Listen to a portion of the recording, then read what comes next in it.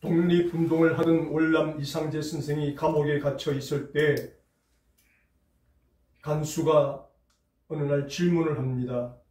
인도의 간디는 자기가 100세를 산다고 했고 또 누구는 자기가 몇 살까지 산다고 했는데 당신은 몇 살까지 살 수 있을 것 같소? 라고 질문을 합니다. 그러자 월남 이상재 선생이 그 일본 간수에게 대답하기를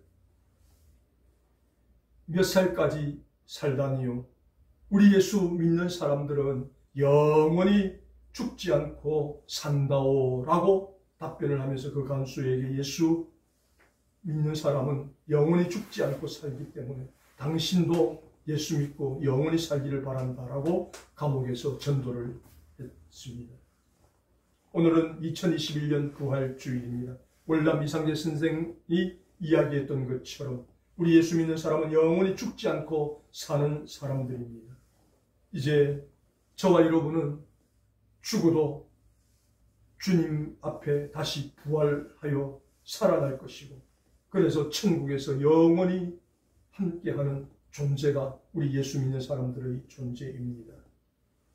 오늘 이 본문 말씀을 통해서 이렇게 예수를 믿고 영원히 죽지 않는 사람들이 어떤 자세와 모습으로 살아야 하는가 하는 것을 마지막 58절 부분에서 바울 사도가 교훈으로 들려주고 있습니다.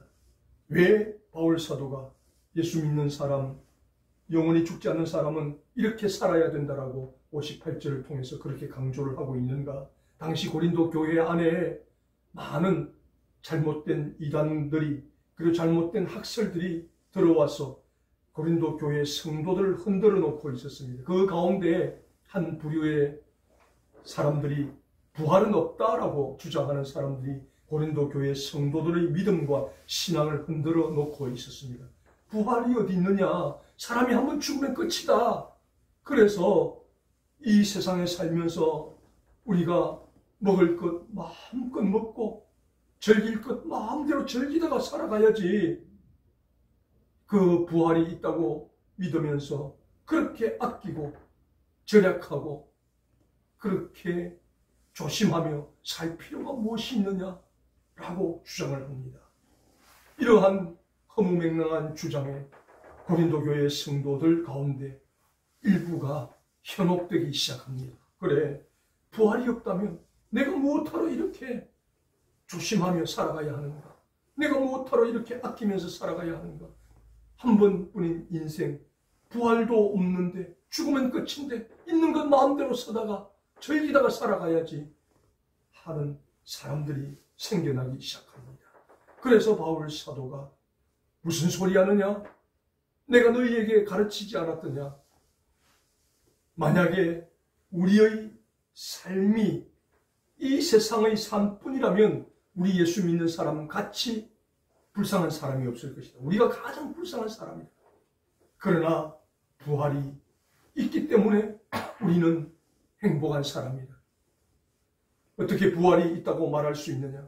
예수님께서 부활하신 이후에 베드로에게도 보이시고 야고보 요한에게도 보이시고 또 500여 명의 제자들에게 일시에 보이시고 그리고 맨 나중에는 만삭되지 못하여 태어난 나 바울에게도 예수님께서 부활의 모습을 보여주셨다. 이렇게 수많은 사람들이 부활을 보았는데 이 부활을 부정한다는 사실은 불가능한 일이다.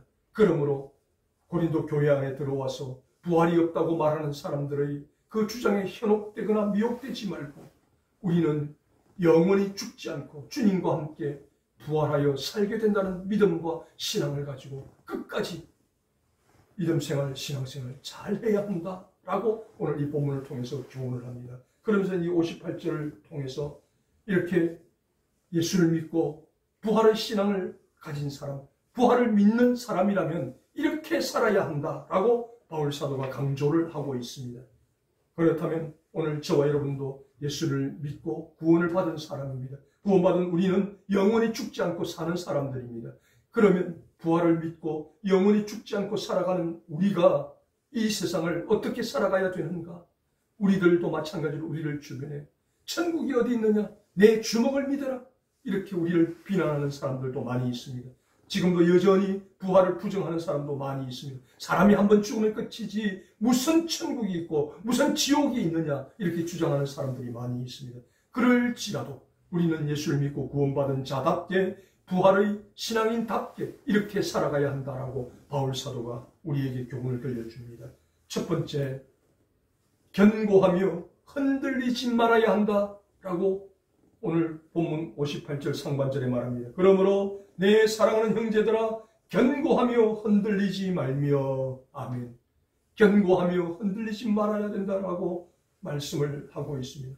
부활이 없다고 말하는 사람들이 우리들 주변에 가득 차 있다 할지라도, 부활이 없다고 말하는 시대를 우리가 살고 있다 할지라도 우리는 그러한 사람들의 말에 흔들리지 말고 견고하게 이 부활의 신앙을 붙잡고 살아가야 한다. 이것이 부활신앙인의 첫 번째 모습이다라고 바울 사도가 교훈을 들려주고 있습니다.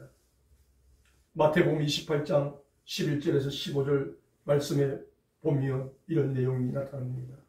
예수님께서 사흘 만에 부활하셔서 아리마대 사람 요셉의 무덤에서 예수님은 빠져나가셨습니다. 예수님은 사라지셨습니다. 우리 예수 믿는 사람의 입장에서는 분명히 예수님이 부활하셨습니다. 그러나 이 예수님의 무덤을 지키는 자들의 입장에서는 이 부활을 인정할 수가 없고 믿을 수가 없습니다. 부활이 두렵고 무섭습니다. 왜냐하면 자기들도 죽고 나면 앞으로 어떻게 될지 모르는데, 그래서 이 예수님이 부활한다는 이 자체가 큰 두려움과 공포로 찾아왔습니다. 그래서 대제사장과 장로들, 종교 지도자들이 로마 군병들에게 큰 돈을 주고 매수를 하였다라고 기록하고 있습니다. 큰 돈을 주면서 이야기합니다. 너희들 이 돈을 받고 사람들에게 이렇게 이야기해라. 우리가 무덤을 지키다가 잠시 졸았는데 그 조는 시간에 예수님의 제자들이 와서 예수님의 시신을 도적질해 가서 어디로 숨겨버리고 예수님이 부활했다라고 거짓을 퍼뜨렸다라고 증거해라. 빌라도에게는 너희들 혼나지 않도록 우리가 책임지겠다. 그래서 로마 군병들이 대제사장들이 주는 큰 돈을 받고 그때부터 예수님은 부활한 것이 아니라 예수님의 제자들이 시체를 도적질하여 가고 숨겨놓고 예수님이 부활했다고 거짓말했다 라고 말을 하므로 그 말이 오늘날까지 전해지고 있다라고 마태복음 28장 11절에서 15절 말씀에 기록이 되어 있습니다.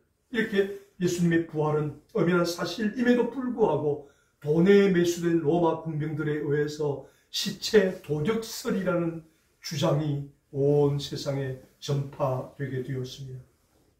그리고 또 예수님의 부활을 부정하는 사람들은 예수님의 기절설을 주장합니다. 예수님이 그 십자가에 달려 못 박히니까 너무너무 아파서 기절을 했는데 사람들은 죽은 줄 알았지만 나중에 기절했다가 살아나서 예수님은 어디론가 사라져버렸다. 그리고 제자들이 예수님이 부활했다라고 그렇게 퍼뜨렸다. 기절설을 또한 주장합니다. 그리고 대리처형설을 주장합니다. 예수님과 비슷하게 생긴 사람을 대신 죽여놓고 예수님을 따로 빼돌리고 예수님은 부활했다라고 주장하고 있다라고 저들은 그렇게 주장을 합니다. 그리고 타묘설을 주장합니다. 예수님의 무덤을 잘못 찾아가서 엉뚱한 무덤을 찾아가서 빈 무덤을 찾아가 놓고는 그곳에 사람이 없으니까 예수님이 부활했다라고 마리아와 이 여자들이 거짓을 퍼뜨려서 예수님의 부활을 주장했다. 이렇게 시체 도적설, 기절설, 대리처형설, 타묘설 여러 가지 학설을 주장하면서 예수님의 부활은 거짓이다, 가짜다라고 그렇게 주장을 하고 있었고 또 지금도 주장을 하고 있습니다. 그래서 바울 사도는 이러한 부활이 없다고 말하는 사람들이 주변에 가득 널려 있다 할지라도 우리는 절대로 흔들리지 말고 견고하게 부활 신앙을 붙들고 살아가야 한다 라고 우리에게 교훈을 들려주고 있습니다. 스코틀랜드의 유명한 코미디언과 가수로 활동했던 로드라는 사람이 제1차 세계대전 때에 하나밖에 없는 아들을 잃어버렸습니다. 아들이 사망하고 죽었습니다. 그런데도 이 로드는 꿋꿋하게 그 아픔을 견뎌내며 일상생활을 그대로 잘 수행해 나가고 있었습니다. 그러자 이 로드의 친한 친구가 질문을 합니다. 여보게 친구, 자네는 아들이 그렇게 죽었는데 어떻게 그렇게 흔들리지 않고 꿋꿋하게 살아가고 있는가? 도대체 그 비결이 무엇인가? 라고 질문을 합니다. 그러자 로드가 이렇게 대답을 합니다. 그래, 자네 말이 맞다네. 만약 누구든지 나 같은 경우를 당하게 되면 사람들은 술 주정뱅이가 되어 살아가든지 아니면 절망에 빠져 허우적거리든지 그렇게 살다가 인생을 실패하게 되는 경우가 있고, 또 어떤 사람은 그 절망 가운데서도 하나님께로 향하여 하나님의 위로를 받든지 셋 중에 하나가 결정되어진다.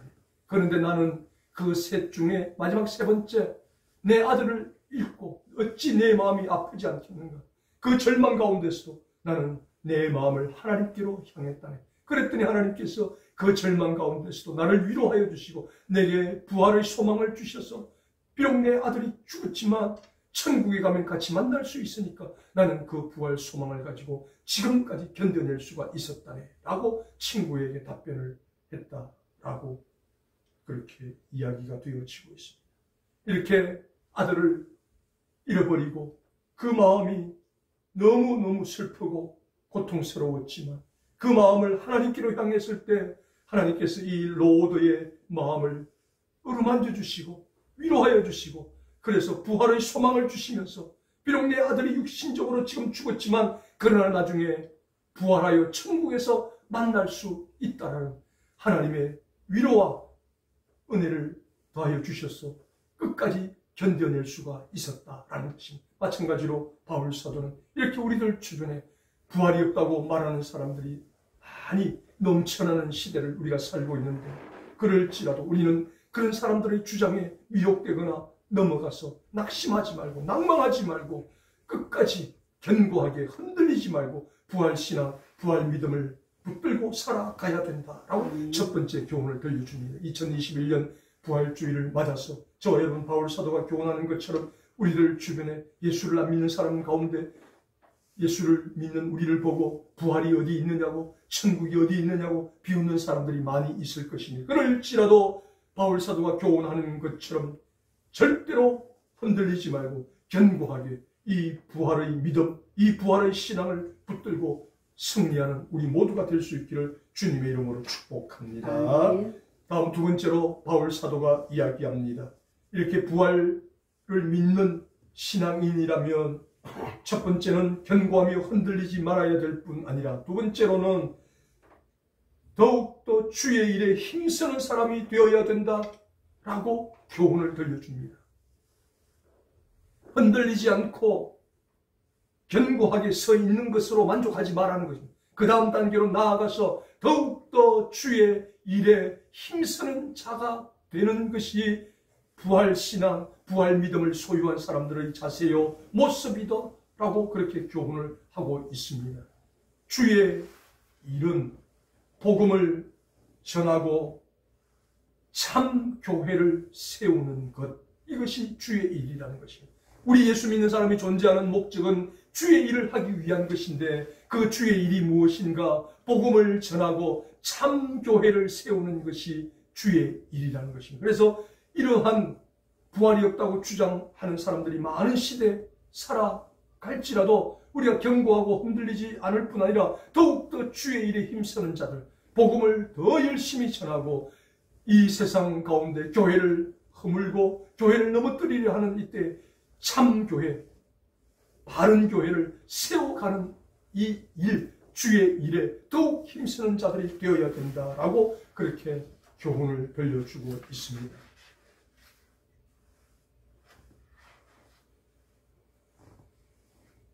인도의 초대 총리를 지낸 네루 수상이 이렇게 고백을 했습니다.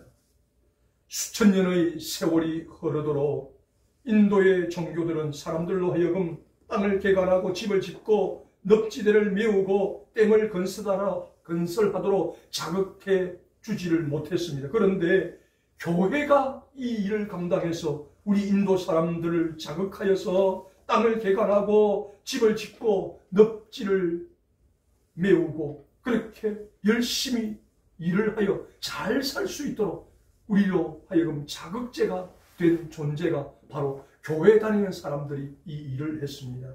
그래서 우리가 비록 교회를 다니지는 않지만 이 교회가 우리 인도 사회에서 마땅히 칭찬을 받아야 할 것입니다 라고 인도의 초대 총리 네루가 그렇게 말을 했다는 거죠. 비록 그는 불신자였고 예수를 안 믿었지만 교회와 교회 다니는 성도들이 인도 사람들의 정신을 일깨워주고 그 마음을 자극하여서 가난을 딛고 일어설 수 있는 기폭제가 되어 주었다는 것입니다. 그래서 교회는 칭송받아야 되고 교회 다니는 예수 믿는 사람도 칭송받아야 된다라고 인도의 초대 총리가 그렇게 고백을 했다라는 것입니다. 이것이 바로 더욱더 주의 일에 힘쓰는 자들의 모습이라는 것입니다. 비록 그 인도 사회가 예수를 안 믿는 사회이지만 소수의 사람들이 인도 사람들에게 마음의 위로를 주고 소망을 주고 그래서 인도 사람도 잘 살 수 있다는 희망을 일깨워 주었던 존재가 바로 교회요, 교회 성도들이었다. 이것이 바로 주의 일에 더욱 힘쓰는 자들의 태도와 모습이라는 것입니다. 1920년대 미국의 대공황이 일어나서 많은 사람들이 사업에 실패를 하고 직장을 잃어버리고 그래서 미국 사회 전체가 힘든 시기를 보내야 했습니다. 이때 조지 베벌리 쉬아라는 청년도 있었는데 이런 대공황 때문에 다니던 대학을 중퇴해야 했습니다. 왜?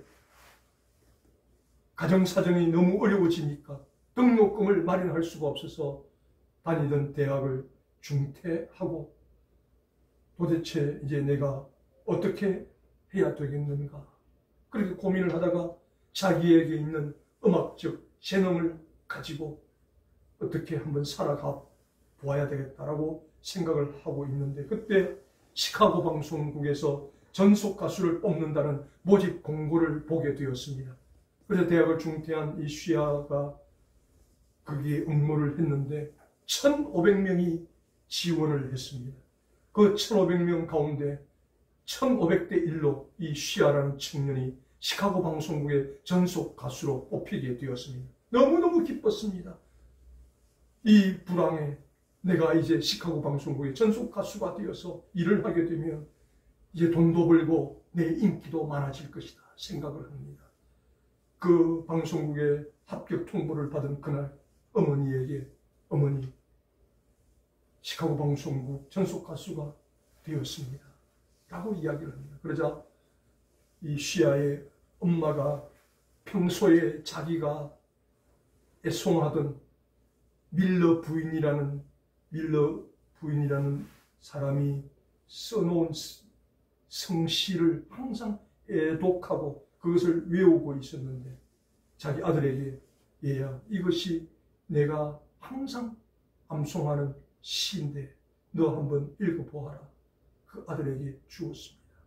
아들에게 준 이유는 이제 시카고 방송국의 전속 가수가 되었다고 해서 들뜬 마음으로 세상과 함께 어우러져 살아가서는 안 된다는 마음으로 어머니가 자기가 애송하던 그 시를 아들에게 전해주었습니다. 그 시를 읽는 순간 이 쉐어의 마음이 감동이 되기 시작합니다. 바로 피아노 앞으로 달려가서 그 엄마가 건네준 그 시에 맞추어서 작곡을 하기 시작을 합니다. 순식간에 작곡이 이루어졌습니다. 주 예수보다도 귀한 것은 없네. 이 세상 부귀와 바꿀 수 없네. 영죽을 내 대신 돌아가신 그 놀라운 사랑 잊지 못해. 세상 즐거움 다 버리고 세상 자랑 다 버렸네. 주 예수보다 귀한 것은 없네. 예수밖에는 없네. 우리가 부르는 백이장 찬송이 바로 그 자리에서 탄생하게 되었습니다. 그리고 그 다음날 방송국에서 전화가 왔습니다. 쉬앗이 이제 전속 가수로 합격을 했으니까 출근을 해서 가수 활동을 해야 합니다. 라고 전화가 옵니다. 이 전화를 받은 쉬아라는 청년이 이야기를 합니다. 네, 선생님. 그런데 제가 죄송한 말씀을 드려야 되겠습니다. 제가 1500대 1로 시카고 방송국의 전속 가수가 된 것은 너무나도 감사한 일이고 기쁜 일입니다. 그러나 저는 하나님께서 음악적인 재능을 제게 주셨는데 이 음악적인 재능을 이제부터는 세상 노래가 아니라 하나님의 노래만 하기로 결정을 했습니다. 그래서 저는 전속 가수를 포기합니다. 라고 그렇게 거절 의사를 표현함으로 이 시아 청년 말고 다른 사람이 시카고 방송국의 전속 가수가 되고 이 시아라는 청년은 1500대 1로 따낸 그 자리를 포기하였습니다. 포기하고 그는 빌리 그레암 목사님의 전도단에 들어갔습니다. 그리고 온 세계를 다니면서 복음을 전할 때 이 시아라는 청년은 하나님 앞에 자기가 작곡한 그 찬양 주 예수보다 더 귀한 것은 없네. 이 찬양을 하나님 앞에 올려드림으로 거기에 모여온 수많은 청중들의 마음의 문을 열게 하시고 그 열려진 마음 위에 하나님의 복음이 전해짐으로 수많은 결신자들이 나타나게 되었고 우리나라도 1974년 엑스폴로 집회가 열렸을 때 이 시아라는 청년이 같이 따라와서 빌리 그레암 목사님 말씀 전하기 전에 주 예수보다 귀한 것은 없는데 이 찬양을 부르므로 우리 한국의 수많은 대학생들이 그 찬양을 듣고 마음의 문이 열려지고 그리고 마음의 문이 열려진 상태에서 100만 명 그 청년들에게 복음이 전해지므로 그 청년들이 지금 예수를 믿고 교회를 일으키고 지금은 다 60대, 70대 그런 할아버지, 할머니가 되어 있는 그 사람들이 있었기에 한국 교회의 부흥이 있을 수 있었다라는 사실. 이렇게 오늘 본문을 통해서 바울 사도는 부활이 없다고 말하는 시대를 살아갈지라도 우리는 견고하며 흔들리지 않아야 될 뿐 아니라 더욱더 주의 일에 힘쓰는 자들이 되어야 합니다. 하나님의 복음을 전하며 참교회를 세우는 일에 전심전력해야 하는 것이 우리 부활신앙인의 모습이라고 교훈을 합니다. 그렇다면 저와 여러분도 이 두 번째 교훈을 기억하면서 어떠한 악조건 속에서도 견고하며 흔들리지 않을 뿐 아니라 더욱더 주의 일에 힘쓰는 자, 주의 일은 복음을 전하고 교회를 바르게 세우는 것이 주의 일이라는 사실을 기억하시면서 이 교회를 무너뜨리는 자들, 악한 자들이 많이 있는 이 세태 속에서 복음을 바르게 전하고 그 바른 복음 위에 하나님의 교회를 바르게 세우는 주의 일에 더욱 힘쓰는 저와 여러분 될 수 있기를 주님의 이름으로 축복합니다. 마지막 세 번째로 바울 사도가 교훈합니다. 이렇게 부활 신앙인의 모습은 견고하며 흔들리지 않을 뿐 아니라 더욱더 주의 일에 힘쓰며 그리고 우리가 힘쓰고 애쓰는 그 주의 일을 열심히 하면 우리의 수고가 헛되지 않은 줄 알아야 된다라고 교훈합니다. 58절 부분. 이는 너희 수고가 주 안에서 헛되지 않은 줄 알미라. 아멘. 우리의 수고는 절대로 헛되지 않는다라는 것입니다. 주의 일, 복음을 전하고 참교회를 세우는 이 일을, 이 수고는 결코 헛되지 않는다. 그래서 마태는 이야기합니다. 세상 모든 민족에게 복음을 전하라. 예수님의 말씀을 전하였습니다. 마가는 예수님의 그 말씀을 온 천하의 복음을 전하라고 우리에게 가르쳐 주었습니다. 누가는 땅끝까지 내 증인이 되라고 우리에게 가르쳐 주었습니다. 이러한 주의 일에 더욱 힘써야 된다는 이 성경 말씀을 붙들고 지금 세계 곳곳에 수많은 선교사님들이 이 복음을 전하고 참교회를 세우는 일에 전심전력하고 있습니다. 2021년 4월 현재 전 세계에 파송된 우리 대한민국 선교사들은 171개국에 27,205명이 현재 선교 사역을 감당하고 있습니다.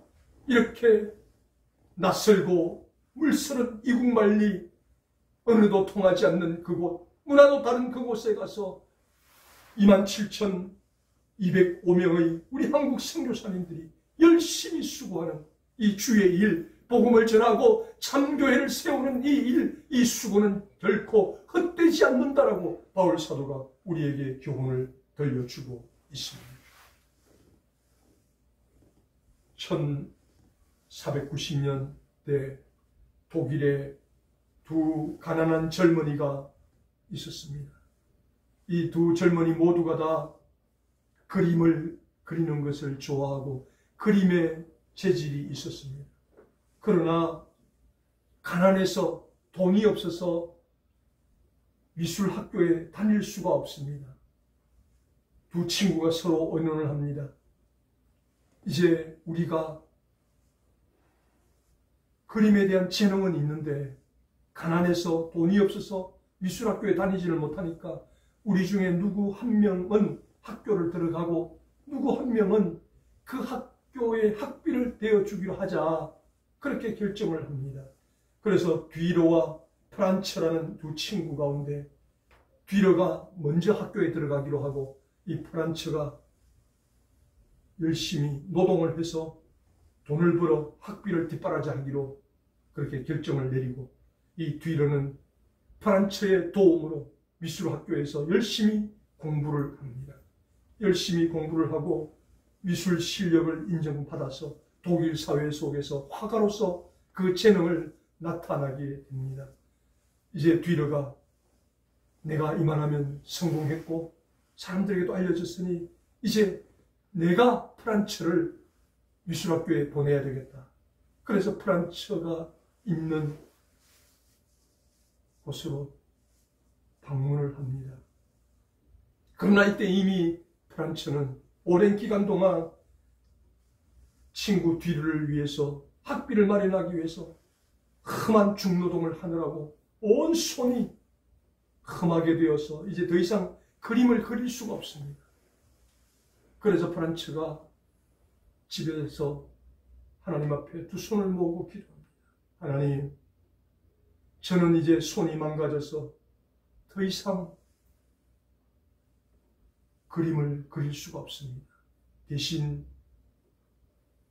내 친구 뒤러가 더욱더 유명한 화가가 되게 해 주시고 하나님께 영광을 돌리게 해 주십시오 라고 기도를 합니다. 그렇게 간절히 두 손을 모으고 기도하는 그때 뒤러가 이 프란츠의 집을 방문했습니다. 그 소리를 듣습니다. 소리를 듣고 뒤러는 두 눈에서 눈물을 쭉쭉 흘립니다. 내 뒷바라지 하느라고 저 친구가 손이 망가져서 이제 더 이상 그림을 그릴 수 없구나. 그러면서 그 기도하는 친구의 손을 순식간에 스케치하여서 화폭에 옮겨 담았습니다. 그리고 기도하는 손이라는 제목으로 이 그림을 그려서 전시를 하게 되었는데, 이것이 세상 많은 사람들에게 깊은 감동을 주었습니다.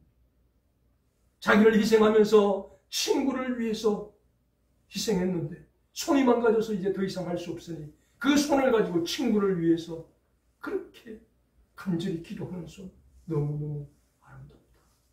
그래서 지금도 기도하는 손이라고 검색을 해보시면 프란츠가 뒤를 위해서 기도하는 그 손의 경건한 모습을 보실 수가 있습니다. 이렇게 한 친구를 위해서 프란츠가 희생하며 막노동을 하면서 학비를 벌어 뒷바라지했던 그 수고는 결코 헛되지 않았습니다. 이 프란츠의 희생으로 말미암아 뒤로는 독일에서 유명한 화가가 되어서 세상 많은 사람들에게 아름다운 그림으로 감동을 전해주는 사람이 될 수가 있었습니다. 그렇게 될 수 있던 비결은 바로 친구의 수고, 프란츠의 수고가 헛되지 않았기 때문에 가능했다는 것입니다. 마찬가지로 오늘 이 본문을 통해서 바울 사도는 우리가 주의 일에 힘쓰는 한 이 주의 일은 결코 헛되지 않은 줄 알아야 된다라고 우리에게 교훈을 합니다. 비록 세상이 부활이 없다고 말하고 그렇게 하는 세상이지만 그러나 우리가 더욱더 주의 일에 힘쓰며 이 주의 일, 복음을 전하고 교회를 바르게 세우는 이 일을 우리가 충실히 감당한다면 우리의 수고는 결코 헛되지 않은 줄 알아야 된다라고 그렇게 교훈을 하고 있습니다. 디모데후서 4장 1절 이하에 바울 사도가 이렇게 고백합니다. 이제 이후로는 나를 위하여 의의 면류관이 예비되어 있다라고 고백합니다. 이 의의 면류관은 나만 위한 것이 아니라 누구든지 주의 일에 힘쓰는 자들에게는 다 의의 면류관을 하나님께서 예비해 놓고 계신다라고 이야기합니다. 요한계시록 2장 8절 말씀에도 내가 죽도록 충성하라 생명의 면류관을 받으리라 말씀합니다. 그리고 베드로전서 5장 1절 이하의 말씀에 시들지 않는 영광의 면류관을 목자장 예수 그리스도께서 나타나셔서 우리에게 주실 것이다라고 말씀합니다. 누구에게? 더욱더 주의 일에 힘쓰는 자들에게 이 수고가 헛되지 않음을 가르쳐 주시기 위해서 우리 모두에게 의의 면류관도 주시고 생명의 면류관도 주시고 영광의 면류관도 주신다라고 그렇게 성경은 우리에게 증언하고 있습니다. 아멘. 이제 다시 한번 말씀을 정리합니다. 우주를 연구하는 과학자들이 우리 지구와 같은 이 은하계 한 개에 별이 1천억 개가 하늘에 떠 있다는 것입니다. 그런데 이 지구와 같은 은하계가 몇 개가 있는가? 이 우주 공간에 1천억 개가 있다는 것입니다. 그 1천억 개 한 개 한 개마다 또 1천억 개의 별이 다 있다는 것입니다. 이것을 무엇으로 설명하겠는가? 창조주가 있기 때문에 이것이 가능하지 저절로 된 것은 아니다. 그 1천억 개의 은하계 속에 또 1천억 개씩 별이 그렇게 움직이는데 충돌도 하지 않고 사고도 나지 않고 이렇게 조화롭게 움직여가는 것은 창조주와 계신다는 것 밖에는 다른 것으로는 설명이 불가능하다라고 우주과학자들이 이야기를 하고 있습니다. 그럼에도 불구하고 세상 사람들은 이것을 부정하는 시대를 우리가 만나고 있습니다. 부활이 어디 있느냐고 천국이 어디 있느냐라고 우리에게 말을 합니다. 고린도 교회 안에도 부활이 어디 있느냐 한 번 죽으면 끝이지 그러니까 오늘 우리가 즐기며 살아가자라고 말을 하고 있었습니다. 이때 바울 사도는 우리의 환경이 부활이 없다고 말하는 사람들이 우리의 믿음과 우리의 신앙을 약화시킨다 할지라도 우리는 절대로 그러한 것에 흔들리지 말고 견고하게 우리의 믿음, 신앙 잘 지켜내고 끝까지 더욱더 주의 일에 힘쓰면 결코 우리의 수고가 헛되지 않을 것이다 라고 교훈을 들려줍니다. 2021년 부활주일 예배를 드리는 저와 여러분에게도 이런 하나님의 은혜가 있기를 바랍니다. 아멘. 세상은 진동합니다. 세상은 흔들립니다. 시대사조는 날마다 변해갑니다. 그럴지라도 우리는 예수를 믿고 구원받고 구원받은 우리는 주님과 함께 부활하여 천국에서 영원히 산다는 부활신앙과 믿음을 가진 저와 여러분입니다. 그렇다면 저와 여러분도 어떤 상황 속에서도 견고하며 흔들리지 않기를 바랍니다. 아멘. 더욱더 주의 일에 힘쓰는 자들이 되시기를 바랍니다. 아멘. 그렇게 주의 일에 힘쓰면 주께서 마지막 날 저와 여러분에게도 의의 면류관, 생명의 면류관, 영광의 면류관을 씌워주실 그날을 바라보며 이 부활의 믿음과 신앙을 끝까지 붙들고 많은 사람들에게도 이 부활의 기쁜 소식을 전하는 저와 여러분 될 수 있기를 주님의 이름으로 축원합니다.